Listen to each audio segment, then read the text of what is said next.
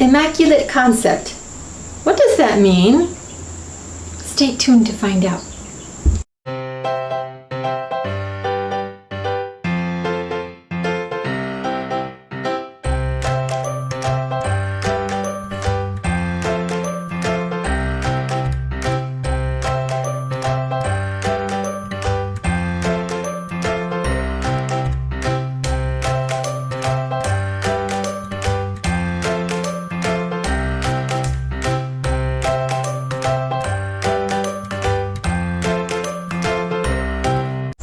Honey? Yes, my beautiful, intelligent. Why do you look like that? I'm waiting for you to finish so I can ask you my question. Okay.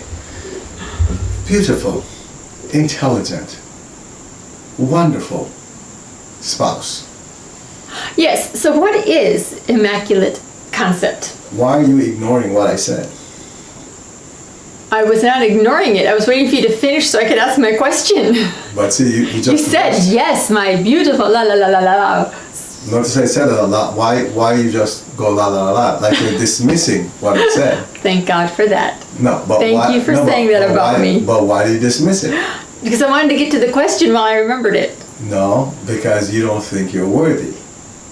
Is that what it is? Right? But Okay. But are you worthy of that? Yes. Yes, you are. Okay. And it's very important for us to mention that because anyone watching this video, whether it's a male or female, so many times we don't think much of ourselves, we undervalue ourselves. And then when someone compliments us, we want to brush it aside as if though it doesn't mean anything. Mm-hmm. But we should accept it with grace because each one of us deserves that. Okay. We're all beautiful, we're all intelligent, okay? And always remember that. So don't just brush over it, accept it with grace because it's true. And that goes for anyone watching this video. Now, is that part of the Immaculate Concept? Not just Immaculate Concept, that's part of life, yes.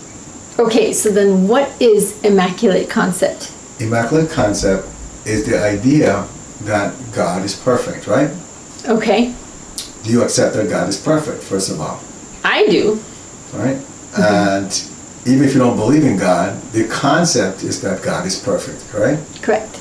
He's all-knowing, Uh-huh. whether it's a he or she, according to some people, right? So we're not debating that. It's just that God is perfect. God is everywhere. We won't use the big words that they use, right? Like omnipresent and all that. But He's everywhere. He's all-knowing. He sees all, right? Mm-hmm. And of course, He's a fair God. He's a loving God. All right. In the Bible, it says that God made man in His own image. And when they wrote man, of course, they also included women, right? Mm-hmm. So every human being was made in the image of God. What does that tell you? What do you get from that? Well, God is a spirit, so we were all created as spirits. Okay. In His image, which means we're identical to Him. And if we're identical, then what qualities do we have that are innate? We're born with them and they're there. You can't get rid of them. What are those qualities? The qualities of perfection and pure love and understanding and I was about to say knowledge. I'd like to get all infinite knowledge. See? So by you saying you'd like to get it, you don't accept the fact that I have access to it? Exactly. Okay. Which means then that you're not operating with Immaculate Concept. Because if you're operating with Immaculate Concept, you already know that you have all the qualities of God within you. It's not a maybe. They're already there. Okay. And every one of us have those qualities. So then, are you saying we should be treating each other with this Immaculate Concept as each other, treating one another as if we're all gods? I mean, because some people's behavior, they just don't seem like they are gods. They don't seem like they are godlike in any way. now listen to what you just said. You said what? Their behavior. People's behavior, they don't seem like they're gods.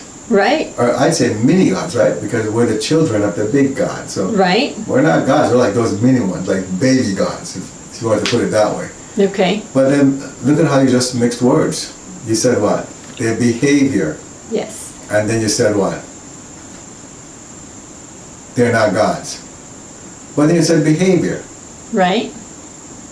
Well, since when does someone's behavior determine, or right, just determine who that person is? It doesn't.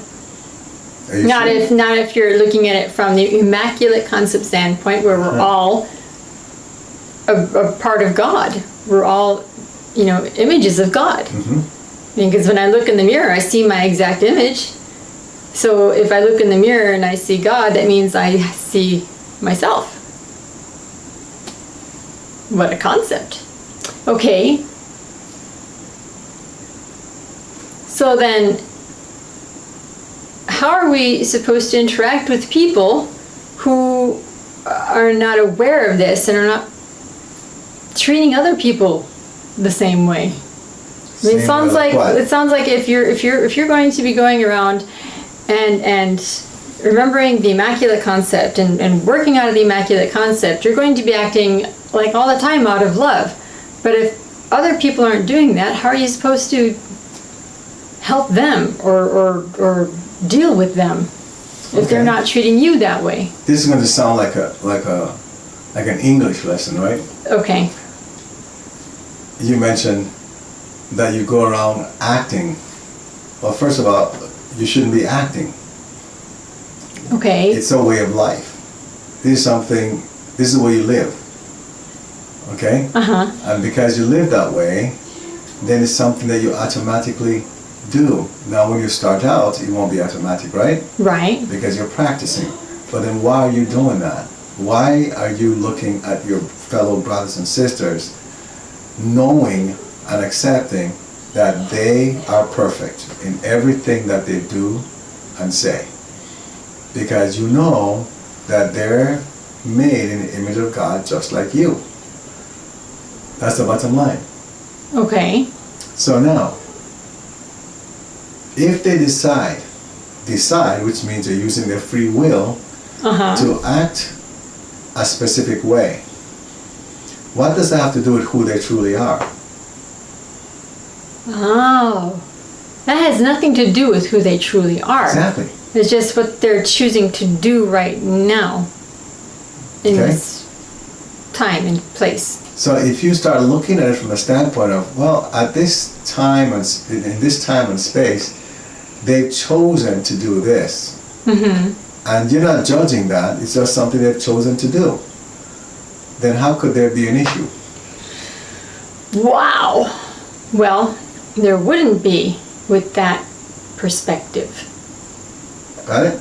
So the key is to keep that perspective conscious until it becomes a lifestyle.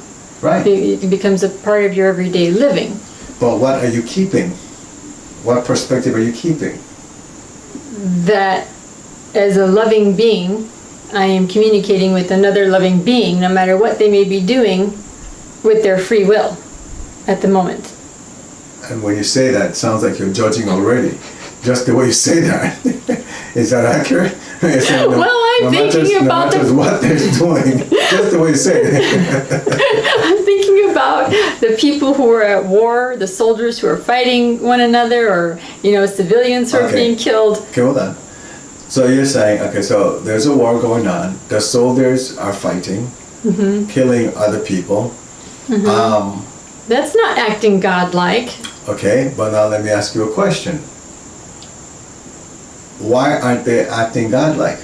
Maybe because they don't know that they are God, that part of God. In your eyes. In my eyes? You're the one saying they're not acting godlike. Well, if you were to turn to the guys that 9/11 that killed themselves, they'll tell you that they're doing that because God will bless them when they get to heaven. Yes. So then they were in their minds acting godlike. Exactly. So here you are, you're looking at these guys, these soldiers killing other soldiers, and you're saying that they're not acting godlike. Why is it your perspective that they're not acting godlike? Because I don't think anybody should kill anybody. Now, am I saying that you're right or wrong? No. No, because that's not for me to judge. God says He's the only judge.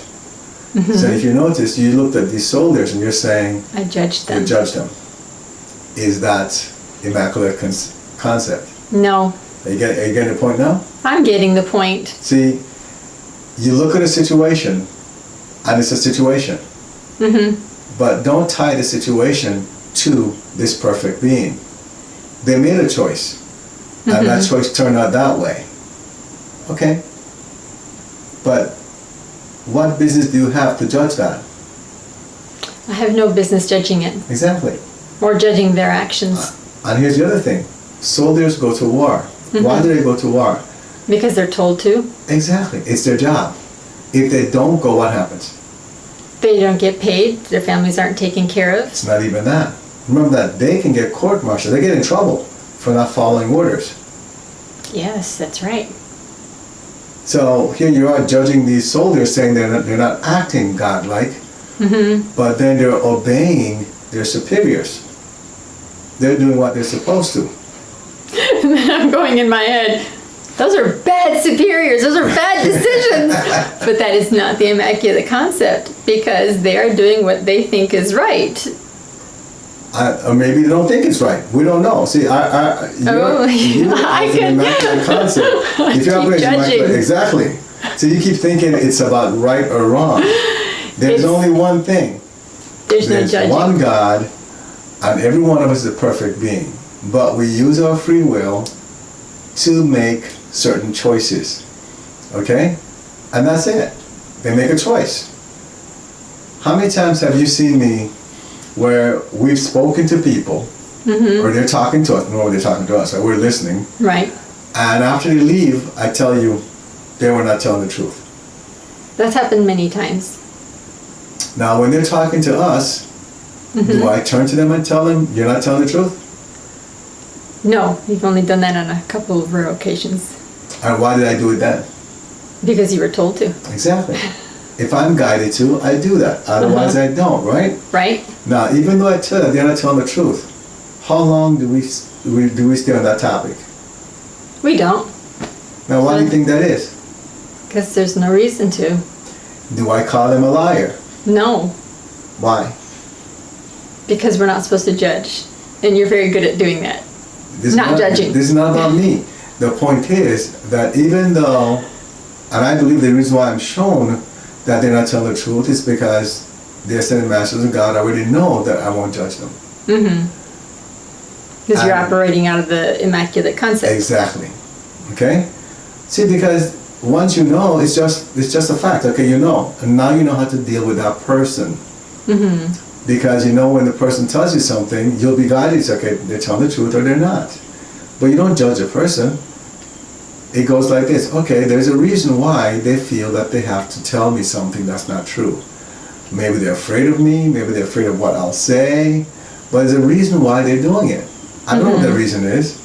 But I'm not going to call them a liar. So instead, the question becomes, why did they feel that they had to do that? Okay, now what about the person who, unlike you, does not have that connection to be able to know when someone is lying? Well, you don't have to know when someone is lying. Why? Because you're just treating it with the Immaculate Concept. Which means, Which means you're not judging them in any way. So something, which also means which also means, that they're always telling the truth. okay, How many times has someone told us something and we just say, okay, how many times do I question what someone tells me? As far as, I don't think they're telling the truth, or could they be telling the truth, or what are they, is there something underneath this that they're hiding? Have you ever heard me say anything like that? no, you don't. I don't. Why? Because you always take people for their word. What they say is it. That's Unless the if key. you're told, they're not telling you the truth. Right. And it's Well, for you to know. And the only time I have that connection is when I'm told, right? Otherwise, what do? I treat it as it's the truth. Everything someone tells me, as far as I'm concerned, is the truth. Unless if I'm guided and I'm told by one of the ascended masters or by my higher self that it's not true. But I don't try to figure out whether or not it's true, is the point. I always accept it as the truth.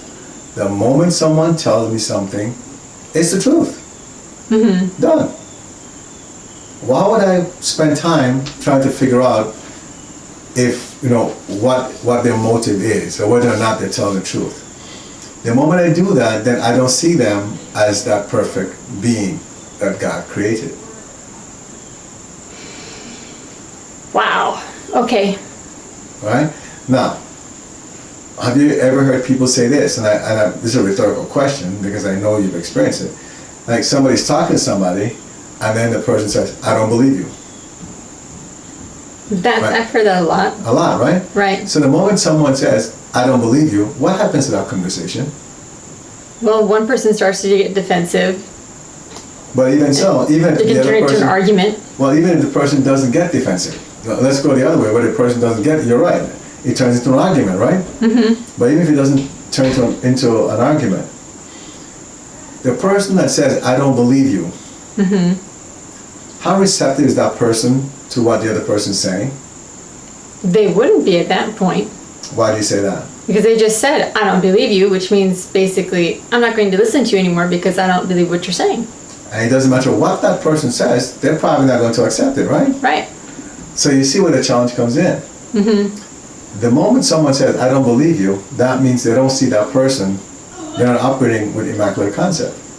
They have their own ideas, their own perspective or perception, and that's what they're going with.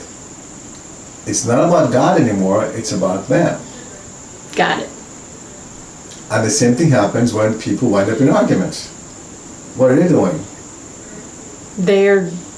If they're arguing, it's because they are trying to prove each other wrong or prove themselves right. Is that Immaculate Concept? No. Doesn't matter who's right or wrong. No. No. Because God is the only one that knows what's right. So why try to prove that you're right when God knows? If you're right, God knows.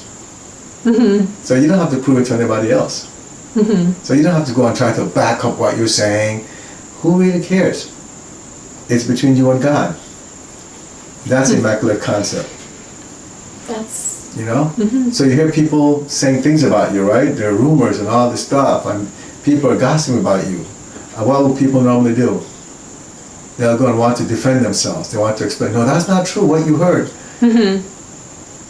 You've seen me go through that years ago, many, many years ago. What did I do?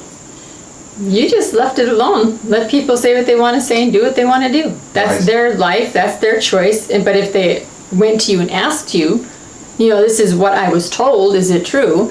You would answer them. Well, before I answer, what would I say? Do you recall? No. I'd say, "Are you open to listening to what I have to say?" Oh yes, you did say that. Right? Because sometimes people just want to come and ask you something, but they already have their own conclusion. So they're not listening to you anyway. So why would I spend my time talking to somebody like that when they're not going to hear it anyway? Right. See, so everything we do, we focus on the Immaculate Concept, as in the perfect individual. Every individual is perfect. They might make choices that are not. And they might say something. If I tell you something right now and it sounds like you feel like I just hurt your feelings really badly, what should you do based on this conversation that we're having right now? I should look at you from the Immaculate Concept because you are perfect and know that that is not you. It's just your action at the moment. But you are perfect. But then what if your feelings are hurt? I should let you know. Right? Just to get it cleared up. Right, but how do you do it? Would you be mad? I mean, would you take it as in a bad, would you get upset about it? No. Right? But I would say, this is what you just said. Am I misunderstanding something? Because this is how it made me feel. Exactly, right? But not in an accusatory manner. Why? Because more than likely, if you're operating with Immaculate Concept, that person meant it in a good way. And that's how you take it. But you want to confirm, because that human being aspect might be there where it feels a little hurt, right? Or maybe a little humiliation, and you want to correct that. You don't want to walk around with that. Say, listen, I was a little hurt by what you said because I took it this way. Is that what you meant? And the person says, yes, that's what I meant. Now what? I don't know. I'd be like, well, that was very hurtful. No. Why did you say that? Well, you could say that. You just say, well, thank you for letting me know. and then it's done. Okay. All right? And you don't go, oh, I can't believe they did that. But they have the right to express themselves, right? Whichever way they want to. But you also have the right to behave as a son of God. That's who you are. And your example on this earth is to be that shining example to everybody of love, unconditional love and understanding. And it doesn't matter what they do, that's what you're supposed to do. That's what Jesus showed us. That's what Muhammad showed us. That's what Buddha showed us. Exactly. All Krishna, all of the prophets, that's what they showed us. They showed us that no matter what anybody did, Martin Luther King, right? And I'm not claiming he's a prophet. I'm just saying, but he's another great example, right? Right. You know, Gandhi, Mahatma Gandhi, same thing, right? Here they are abusing them, and they just made sure that they showed unconditional love all the time. And that's what we're supposed to do. Okay. That's Immaculate Concept. That whatever someone does or says, that's their choice. They're using free will to express themselves. That doesn't change the fact that they're a perfect person, and that everything you experience, you should acknowledge as positive. No other way. Nothing should anger you, and if you start to feel that way, then get it corrected. Why should something anger you when you know everybody is a loving being, and whatever comes out of their mouth is loving, and whatever they do is loving? They might choose and it might appear some other way, but you know it's loving because they come from God. Okay. This will be fun. Let us know how your journey goes. Remember to subscribe and like this video. Join the Facebook group 190 Vision to connect with others on the same journey. Get help by visiting our website 190vision.com. Support the 190 Vision mission by clicking on the donate button, which is at the bottom of each page of our website.